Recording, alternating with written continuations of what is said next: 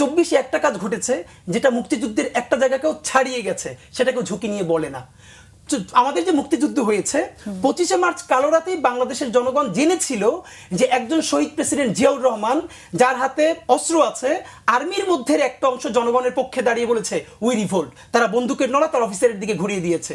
আমাদের পুলিশরা, আমাদের আর্মিরা ছোট অংশ হলেও তারা সাথে সাথে বিদ্রোহ করেছে। মানে জনগণ বুঝেছিল সশস্ত্র বাহিনীর একটা অংশ তার হাতে আছে। এবার আমাকে বলেন তো, 24-এর 5ই অগস্ট, 36শে জুলাই হাসিনা পালিয়ে যাওয়ার আগ পর্যন্ত বাংলাদেশের আর্মি, পুলিশ, বিডিআর এমন কোন শাখা আছে যারা তার অস্ত্রটা জনগণের জন্য তার অফিসারের দিকে উল্টো ঘুরিয়ে দিয়েছিল? বিপ্লব বলি, গণ অভ্যুত্থান বলি, এরপরে ভাই যে টার্মসগুলো বলেছে ধরেন মব, আরো যা যা যা, তো এইগুলো তো আসলে একাডেমিয়ায় যখন আসছে, আপনি হিসাবটা করেন তো, যে এই ওয়ার্ডগুলো ডিকশনারিতে আসার পরে তারপর কি দুনিয়ায়, এটা এখানে বলছি না, ধরেন ফরাসি বিপ্লব ধরেন, রুশ বিপ্লব ধরেন, মানে এই শব্দগুলো ডিকশনারিতে এসছে, তারপর একটা ফরাসি বিপ্লব হয়েছে।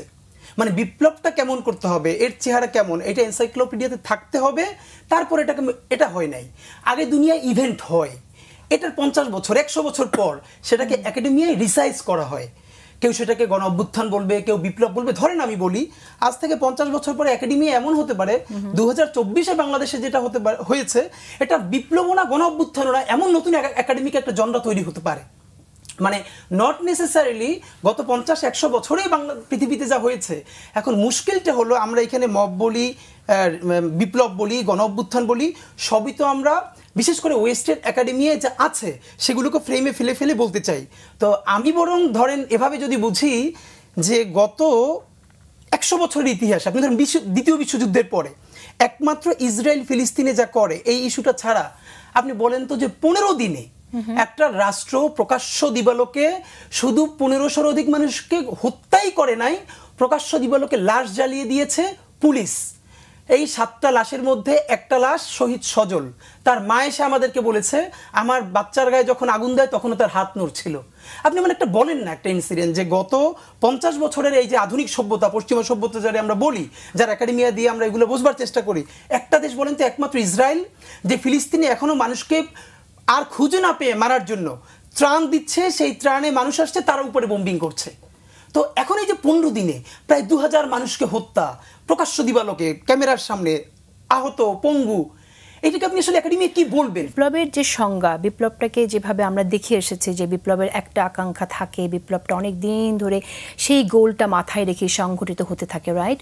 তো এখানে কিন্তু কোটা আন্দোলনের জন্য, জাস্ট কোটাকে কেন্দ্র করে আন্দোলনটা শুরু হলো, এবং যে কারণে অনেকে বলে এটা আসলে বিপ্লব না, বিপ্লবের জন্য যে জিনিসগুলো, শর্তগুলো থাকা দরকার সেটা ছিল না। কিন্তু যে ঘটনাটা এখানে ঘটেছে সেটা হচ্ছে যে নৃশংসভাবে যেভাবে আমাদের সামনে আমাদের ছাত্রদের, জনতাকে যেভাবে শিশুকে হত্যা করা হয়েছে, এর মধ্য দিয়ে মানুষের মধ্যে একটা পরিবর্তনের, একটা বিপ্লবের একটা আকাঙ্ক্ষা সৃষ্টি হয়েছে ঠিক সেই সময়টাতে, এবং যে কারণে আমার মনে হয় আপনি কথাগুলো বলছেন। কিন্তু আমরা তারপরে বিপ্লবকে সংজ্ঞায়িত করতে পারি কিনা বা আসলে করা যায় কিনা, সেই জায়গায় আমি এখানে একটা ব্যাপার কি, ধরেন অনেকে এটাকে বিপ্লব কেন বলতে চাচ্ছে, মানে আমি এটা না যে আমি এটা জোর করে বিপ্লবী বলতে চাচ্ছি, আমি ইতিমধ্যে আমি এটার কিছুই বলি না, আমি শুধু জুলাই বলবার চেষ্টা করি।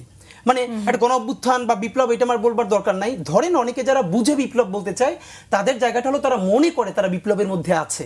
24-এ যেটা শুরু হয়েছে সেটা শেষ হয় নাই, এর জন্য তারা বলে যে জুলাই চলছে, জুলাই চলবে। এর মানে সেটা আগামী 5 বছর 10 বছর পরেও একটা বৃহত্তর গণ অভ্যুত্থান বা বিপ্লবের যে আকাঙ্ক্ষা, যে রাষ্ট্র সে বিনির্মাণ করতে চায়, তার বিরাট একটা আউটবাস্ট ঘটে যেতে পারে। এই ধারণা থেকে যারা একাডেমিক অনেকে বলবার চেষ্টা করেন যে আমরা এই প্রক্রিয়ার মধ্যে আছি, এর মানে বিপ্লব সম্পন্ন হয় নাই। কিন্তু ধরেন এই একাডেমিক লোকের বাইরে অনেকে যারা বিপ্লব বলছে, তারা ঠিক কোন পারসেপশনে বলছে জানেন? এই জায়গাটা কেউ অ্যাড্রেস করে না। ধরেন আমি বিপ্লব বললাম না, তাহলে অফকোর্স এটা তো একাডেমিকলি একটা বড় গণ অভ্যুত্থান। এখন বাংলাদেশে গণ অভ্যুত্থান বলতে মানুষ 90-এর গণ অভ্যুত্থান চেনে। আমি ধরেন বিএনপির একজন বড় সিনিয়র নেতা, প্রেস ক্লাবে আমরা একটা প্রোগ্রাম, ইনকিলাব মঞ্চে একটা প্রোগ্রাম অর্গানাইজ করেছিলাম, সেখানে তিনি বলছিলেন যে বাংলাদেশে তো অভ্যুত্থান, গণ অভ্যুত্থান এবারই হয় নাই, 90-এও হয়েছে। তখন আমি বললাম যে দেখেন, আপনি এটা কি ইচ্ছে করে বললেন নাকি জাস্ট বলার জন্য বললেন? 90 অবশ্যই গণ অভ্যুত্থান, আপনি এই 24-এর গণ অভ্যুত্থানের সাথে 90-এর গণ অভ্যুত্থানের কি মিলান?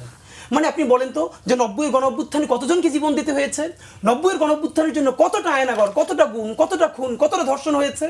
ইভেন একটা কথা আজকে আবারও ঝুঁকি নিয়ে বলি, 100 বার বলেছি আবারও বলি, 24-এ একটা কাজ ঘটেছে যেটা মুক্তিযুদ্ধের একটা জায়গাকেও ছাড়িয়ে গেছে, সেটাকেও ঝুঁকি নিয়ে বলে না।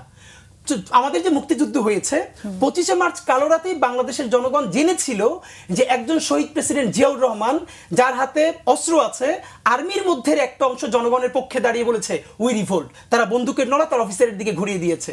আমাদের পুলিশরা, আমাদের আর্মিরা ছোট অংশ হলেও তারা সাথে সাথে বিদ্রোহ করেছে। মানে জনগণ বুঝেছিল সশস্ত্র বাহিনীর একটা অংশ তার হাতে আছে। এবার আমাকে বলেন তো, 24-এর 5ই অগস্ট, 36-এ জুলাই হাসিনা পালিয়ে যাওয়ার আগ পর্যন্ত বাংলাদেশের আর্মি, পুলিশ, বিডিআর এমন কোন শাখা আছে যারা তার অস্ত্রটা জনগণের জন্য তার অফিসারের দিকে উল্টো ঘুরিয়ে দিয়েছিল?